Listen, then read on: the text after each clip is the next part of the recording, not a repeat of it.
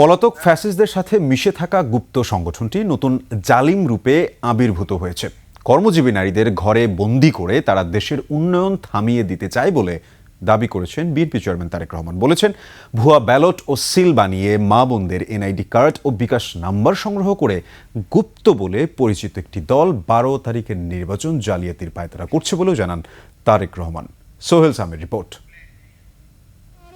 Nova LED TV, ঝকঝকে ছবি, নিখুঁত শব্দ, 5 বছরের ওয়ারেন্টি। নোভা মানি সঠিক মান, নিশ্চিত সেবা। রহমান তারেক নির্বাচনী সফরের অংশ হিসেবে দুপুরে বরিশাল বেলস পার্ক ময়দানে গিয়ে পৌঁছান BNP chairman Tarique Rahman. Banner, festoon ও দলীয় পতাকা নাড়িয়ে উপস্থিত লাখো জনতা বিএনপি চেয়ারম্যানকে বরণ করে নেন। ফ্যাসিস্টরা পালিয়ে যাবার পর একটি গোষ্ঠী নতুন জালেম রূপে আবির্ভূত হয়েছে বলে জানান তারেক রহমান। গুপ্ত সেই সংগঠনের সর্বোচ্চ নেতা দেশের মা বোনদের ঘরে বন্দি করে উন্নয়ন অগ্রযাত্রা বাধাগ্রস্ত করতে চায় বলে দাবি করেন তিনি। বর্তমানে বাংলাদেশে এক নতুন জালেমের আবির্ভাব হয়েছে। এই গুপ্ত সংগঠনের ব্যক্তিরা নতুন জালেম রূপে আবির্ভূত হয়েছে বাংলাদেশের মানুষের কাছে। এই জালেমদের নেতা সে 2 দিন আগে প্রকাশ্যে বলেছে বাংলাদেশের নারীদেরকে সে একটি অত্যন্ত কলঙ্কিত শব্দ দিয়ে ব্যবহার করেছে।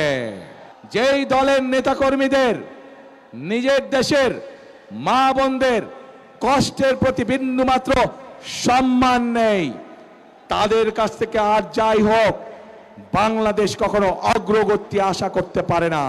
ভুয়া সিল ও ব্যালট পেপার ছাপিয়ে গুপ্ত সেই সংগঠনটি ভোট জালিয়াতির পায়তারা করছে বলে দেশবাসীকে সজাগ থাকার আহ্বান জানান তারেক রহমান।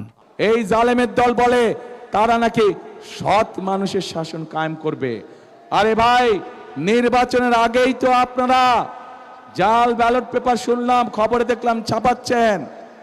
নির্বাচনের আগেই তো দেখলাম আপনাদের লোকজন এনআইডি নাম্বার নিয়ে যাচ্ছে, মা বোনদের বিকাশ নাম্বার নিয়ে যাচ্ছে। প্রথমেই তো আপনারা অনৈতিক কাজ শুরু করছেন। অনৈতিক কাজ দিয়ে আপনারা মানুষের ভোটকে প্রভাবিত করতে যাচ্ছেন। যাদের ভোটের শুরুটাই অনৈতিক কাজ, তারা কি করে সৎ মানুষের শাসন দিতে পারে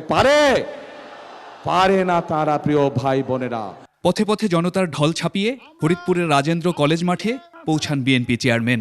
উপস্থিত জনসমুদ্রের সামনে ফরিদপুরকে বিভাগ করাসহ দেশ গড়ায় বিএনপির নেয়া উন্নয়ন পরিকল্পনার কথা তুলে ধরেন তারেক রহমান। ধানের শীষ আগামী 12 তারিখের নির্বাচনে জয়যুক্ত হলে পরে বিভাগ গঠন করলে যদি এলাকার মানুষের উপকার হয়, বিভাগ গঠন করলে যদি মানুষের সমস্যার সমাধান হয়, তাহলে ইনশাল্লাহ জনগণের সেই দাবি বিএনপি পূরণ করবে। ইতিহাসে যারা মা বোনদের পাকিস্তানিদের হাতে তুলে দিয়েছিল, তারা আজও নারীদের বিপক্ষে দাঁড়িয়েছে।